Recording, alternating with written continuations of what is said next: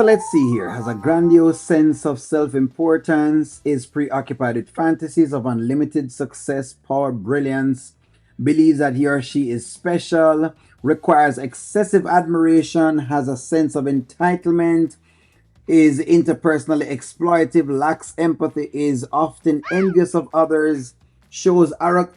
Wait, y'all think I was gonna let it slide, right? You really and truly believe that I was going to allow Ernestine to come on the channel and do this again, her foolishness.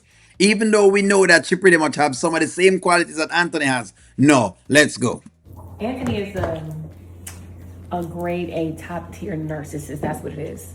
Grade A. So, in other words, basically, what Ernestine is telling us is that she has a DSM 5 TR like this. She has one of these big old books, right? And it's extremely big, as you can see the spine. So, she has one of these big books. She also has a clinical license. And basically, what she has been doing now is diagnosing people, even though she's giving a pum pum left, right, and center. That's basically it. So some way, somehow, Anthony sat in her office. She gave him some pum pum, and basically, she has found out that he's a narcissist based on the whatever it is, the pianist. That's basically it. Look, I knew this was coming up, and this is exactly what I'm talking about with this entire thing. Why I said that when it comes to Ernestine, you have to be very careful with her, because when you give her an inch, she take a yard. It's just as simple as that. That's what the character is. That made my skin crawl, honestly. He's a narcissist, Amber. It's like the world revolves around him. Everything is about him. Me, I. Ernestine, with all due respect, there's this thing that I can talk about my husband, but you can't. Man, Amber. No. You went in a little extra out there. Yeah. And see, Amber, here now, I would have taken this, but again, don't allow this to happen while you're there. Don't allow it to happen while you're there. That's the point. Doing this in closed doors doesn't make a difference, because now the horse has been gone to the gate. Now, regardless of how you want to feel about Anthony, and regardless of if you think whatever it is, now, right is right and wrong is wrong. If we're going to call one side of the equation, only I'll call the next side of the equation. So Amber is wrong for not checking this while it was happening in real time. That's my problem.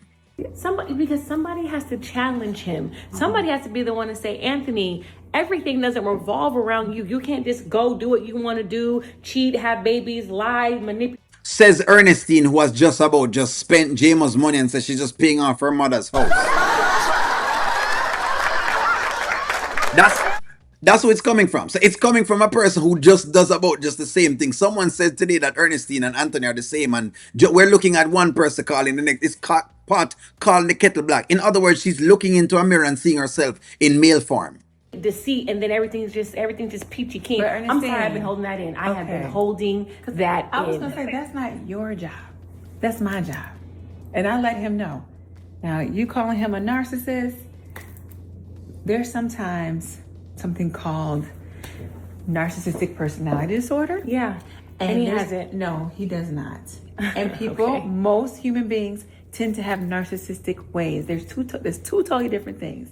And yes, my husband could have it on him, but it's not necessarily in him. Amber, he got mad at you for joking about the baby smelling like smoke, but not mad at Shayla for allowing the baby to smell like smoke. Yet again, that is not though your business to tackle. While we feel a way about it, we still have no wherewithal with telling Amber what she should be doing. She's the one and her husband that should work that out. Now, what I think Amber had done was came to Ernestine just as a place to pretty much release some steam. She didn't come to Ernestine for for advice. No. That's the problem though with Amber. She has to find good friends that she can actually talk to. So Ernestine is not one of those particular persons. You understand? So this is now where, like the other people have been saying, that Amber has been running her mouth too much. This is one of those instances where, yes, I will have to agree, the running of her mouth does not serve her well, because Ernestine is not the best player to be talking to. Maybe she needs to go talk to her mama Brenda until she can find some friends who understand what does it mean to vent? Because sometimes people vent. And them now vent for you to see exactly if you can get in the middle of them relationship. But again, Amber should check this right there. That is That's narcissistic. No, that's not true. He was definitely mad at Shayla. And that's what I'm saying. You talk too quickly. Because quit telling me something. When you tell me stuff, I get up in arms about it. I do. But you're getting up in arms. So what about the other things that you should be getting up in arms in? Because you get up in arms with a lot of things. What about the other things then? Hold on. This is the same woman that want Trey. But then she no want Trey. Wants to play with Jay. But then she no want Jay. If JMO comes, she want JMO. But then she no really want JMO. Listen to me, man. This is exactly who we're talking about when we're talking about taking advice from. And again, for the last time, if you're not own a DSM-5 TR and you are not licensed to diagnose people, please stop diagnosing people. You not no license to diagnose nobody at all. And besides, you of all person don't even have you never have a moral compass to address this. I do. When you tell me stuff about Anthony, it's just because I haven't been able to let my steam off on him. I'm sorry. Today he just got the brunt of it. He got the brunt of it today. Okay, but you tell me about Jay and the different things that you're going through, and I would never go to Jay and tell him about the things that you have said to me. Yeah. So all I'm saying is just please don't come at my husband like that again. And just No, Amber is not enough. Amber, me love you, Amber, but this was not enough. This was not enough. It was not enough. I'm sorry, folks. Me know now I complain at midnight, but it was not enough. Don't make nobody check your husband. Nobody at all. In front of you. No one at all without even getting in the middle. Especially for something like this. Especially for something like I could understand if she had a grows with Anthony outside of what's occurring inside of her marriage. If Ernestine had a grows with Anthony outside of Amber and Anthony's marriage, then that's something different. Sure, she can do all what she wants because that's something different. She's addressing him. But for her to be trying to see if she can address and correct Anthony when his wife is standing there is not Ernestine's business. That is Amber's business to do. And I can't agree with that. in your place. I appreciate you. I do. Because I know you care about me. Yes. Exactly. I know.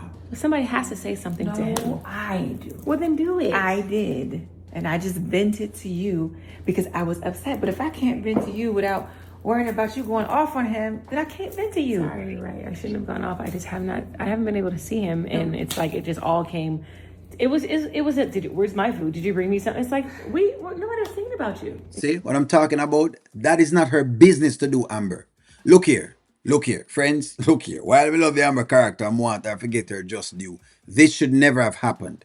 This is a repeat of Shayla all over again, right? Only manifesting itself in a different form. And this was a part of the marriage that when I was chastising Amber from then, this was the part that I chastised Amber on, is having Ernestine, well, not having Ernestine, having Shayla play a role in our marriage that she shouldn't be playing. Again, she has gone passive when she shouldn't be going passive, and she needs to be very, very assertive. This should not have happened at any at all. And the checking is supposed to happen outside or whatever it is, because guess what? If Ernestine has done it and is now getting checked behind closed doors, guess what? She's going to do it again. I'm guaranteeing you, this is going to happen again. This is not Ernestine's business. Me repeat that. It's my fault. It's my fault because there's certain things that a married woman should keep between her and her husband. So I don't even blame you. I apologize. It's my fault. No, you don't have to apologize. You don't have to do that. Shut up, strumpet. Hush up your mouth and allow the woman to take responsibility, because we talk about this morning. Shut up. Hush up, strumpet. Listen to me. We talked about this morning. I love this. I absolutely love this by Amber, and I'm going to give her credit for that. Now, hold up. Remember, I was talking to Faye, and I was talking to a couple of people this morning, and I spoke about the idea of taking responsibility for what you have gotten. And I'm glad that she's taking some responsibility right there. So yes, when you start take responsibility for these things, when them happen like this, it's your fault. It's nobody else's fault at all. When Ernestine does these things, it is your fault. You need to elect to become cause and not effect. Yes, you need to be able to do these particular things. But once you get your just due, but don't allow chicken head Ernestine, right? Because we know she's a chicken head. When you see some chicken head, say, don't allow chicken head Ernestine for come tell you exactly what you're supposed to do. Don't allow Ernestine to come tell you what you're supposed to do. Ernestine is a woman that has been in a failed marriage. And don't get me wrong, people can fail and get better, whatever, but she's still She still hasn't learned anything from her marriage, so she should not be giving any advice right here. So keep running. I was married once, so I understand it. But I had to give it to him. I'm sorry, cousin. I had to. He just had to hear it from me just one little time. I had to cut in him just one time. But I digress. I digress. I ain't gonna lie. He did feel a little good. But don't be talking like that. It won't happen again. Don't you do it again. I'm done. You know what? Let me get back to my side of town. But you sure did let him have it. Because he needed it. And Sting was going to be the one to say it. And you know this one was supposed to make him say it. I mean, no, you're nothing else at all from it. Again, I don't even find it funny. Me no play. I say, well, only it's funny, boys. Whatever it is. Ha ha ha ha ha ha. Ha ha ha. I know people are going to say, you know what, it was quite funny. That's not funny.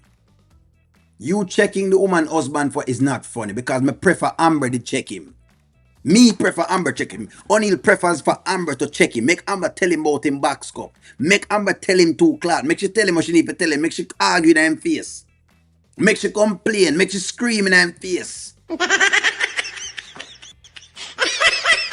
That's the deal. Me want Amber to tell him. If there's anybody to tell him, I want Amber to tell him. Me don't want nobody else right now telling him. Because what ends up happening is all of these various people come in and them talk and talk and talk and talk. And we don't hear nothing from Amber at all. People are diagnosed, say husband do all sorts of different pieces. Woman will fail. And that continuously fails at relationships. Remember, she's not like she's just failing one. She's been failing at relationships. It's a person that's been consistently failing. I talk about your husband. So no bother with it. But hey, give me y'all's take. Give me y'all's take. Let me know what you think. Like, share, comment, subscribe, and talk to y'all soon.